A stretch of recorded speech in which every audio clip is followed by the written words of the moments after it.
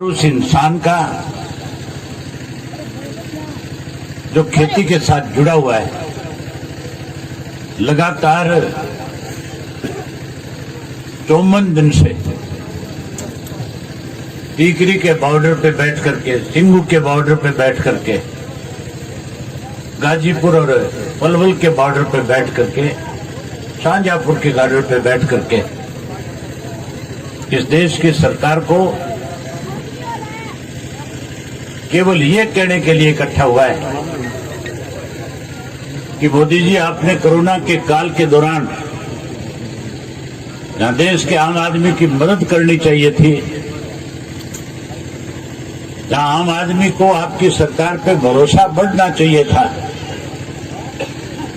आपने आम आदमी को सुविधा प्रदान करने की बजाय उन पूंजीपतियों के हाथों में कैसे इस देश के किसान को जमीन से अनाथ किया जाए, कैसे उस जमीन से उस किसान को बेदखल किया जाए जो इस देश के लोगों का पेट भरने का काम करता है। साथियों, हम उम्मीद ये करते थे केंद्र की, प्रदेश की सरकार से कि जब लॉकडाउन लगा था, कोरोना की महामारी आई थी, ऐसे हालात थे कि कोई व्यक्ति अपने घर से बाहर नहीं निकलता था। पहले लॉकडाउन के अंदर इस तरह का भय इस देश में पैदा कर दिया था कि रिश्तेदार एक दूसरे से मिलना बंद कर गए थे। यहां तक भी जो पड़ोसी था उसने भी अपने पड़ोस वाले से बात करनी बंद कर दी। जो लोग इकट्ठा हुक्का बैठ करके, पी करके बुजुर्ग समय टाइम पास किया करते थे, उन्होंने उस हुक्के को भी छोड़ दिया था। ताश खेलनी बंद कर दी। अब लोग बीमारी से इतना डरे हुए थे कि पता नहीं अगर ये बीमारी किसी एक घर में आई तो कहीं ऐसा ना हो कि पूरे गांव का इससे नुकसान हो जाए। उस दौरान जहां हमारी मदद सरकार को करनी चाहिए थी, मदद करने की बजाय 3 कृषि के काले कानून बनाने का काम किया। ये कानून क्यों बनाए, इसका एक बहुत बड़ा महत्व है, बहुत बड़ा कारण है। साथियों, लॉकडाउन के दौरान हर कोई बिजनेस ठप हो गया था। स्कूल और कॉलेज बंद हो गए थे,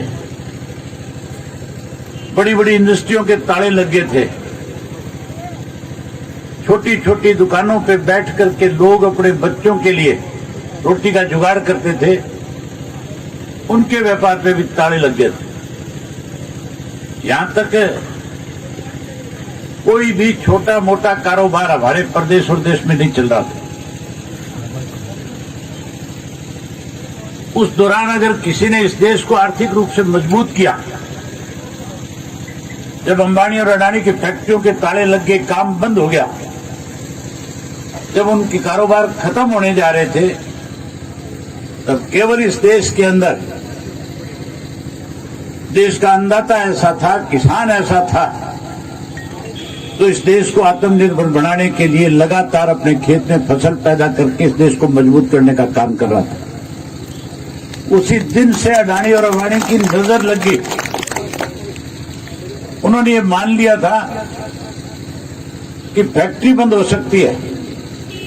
स्कूल और कॉलेज के ताले लग सकते हैं, दुकानें बंद हो सकती है, ट्रांसपोर्ट खत्म हो सकता है, लेकिन किसान की जमीन में पैदा होने वाली जो फसल है, किसान कभी भी आर्थिक रूप से कमजोर नहीं होगा। ये फैक्ट्री सदा इसी तरह चलती रहेगी। क्यों नहीं इस फैक्ट्री को किसान से छीन करके हम अपने कारोबार के साथ जोड़ने का काम करें। उन्होंने इन काले कानूनों को बनाने के लिए देश के प्रधानमंत्री पे दबाव बनाया और इस कोरोना की आड़ में देश में 3 काले कानून बना दिए गए। साथियों, अगर ये कानून इसी तरह से लागू रहे